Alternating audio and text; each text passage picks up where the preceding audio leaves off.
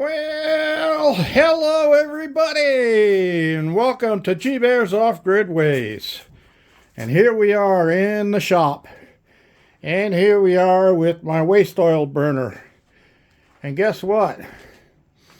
I done put a hole in my roof.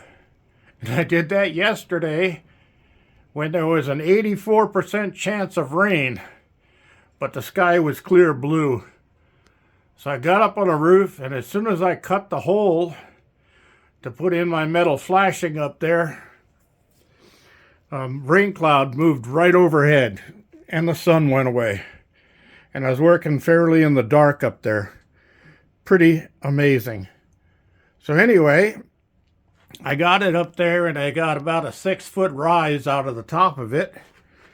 And I can step out the back doors here and to show you that. Woo, it's cold out here. And the winds have been blowing at 30 miles an hour all day. So there it is up there, and I got 3 guy wires on it. And that was the only cap I had for it. And one of the problems with that cap is it's got a flap in it that because it comes out of the wall.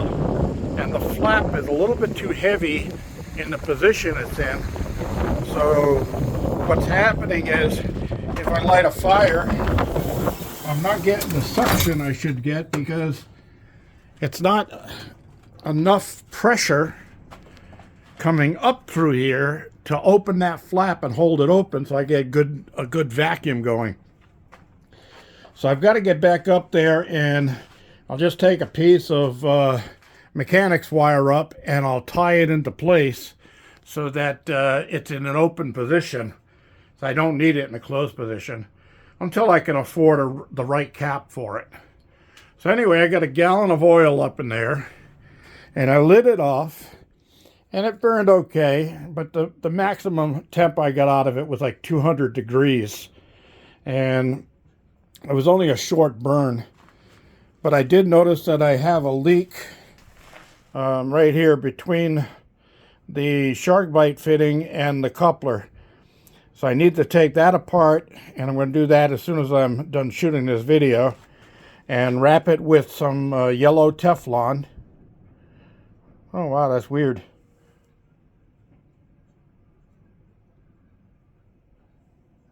I feel a vibration in it just now. That was weird.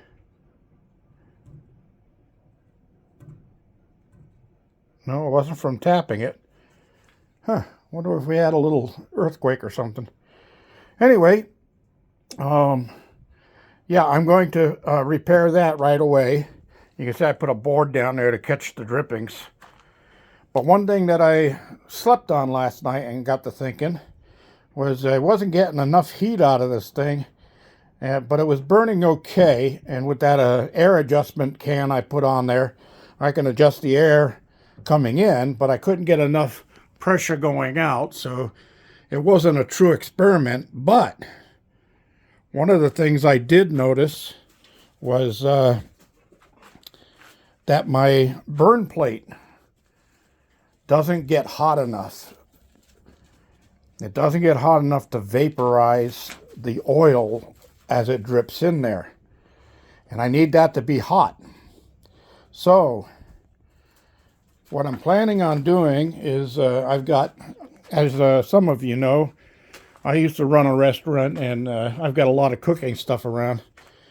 So I'm going to either look for a small stainless pot or pan that I might have in my storage.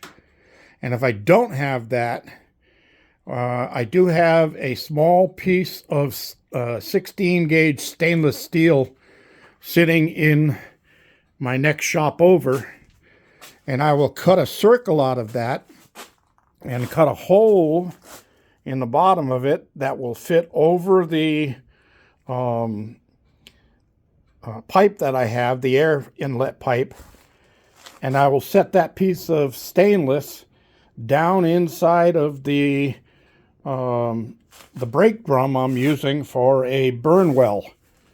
And the stainless will heat up a lot faster, And then once it heats up and it's vaporizing the fuel, then the fuel will end up in the progress of heating up the brake drum, which will then make it even more efficient and keep it hot for a long time. So I'm going to give that a shot probably tomorrow.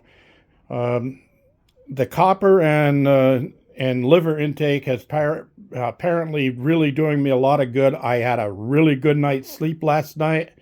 I went to bed early. I fell asleep right away. No pain. Woke up this morning. No pain. And I feel a little stiffness still, but I am probably a good 65-70% better than I was a week ago. So it looks like things are moving in the right direction on that. I'm not going to push it. I got to get out to the garden and plant some herbs and spices.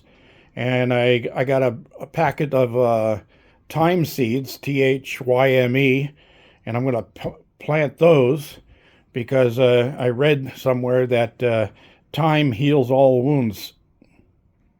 Oh, I know.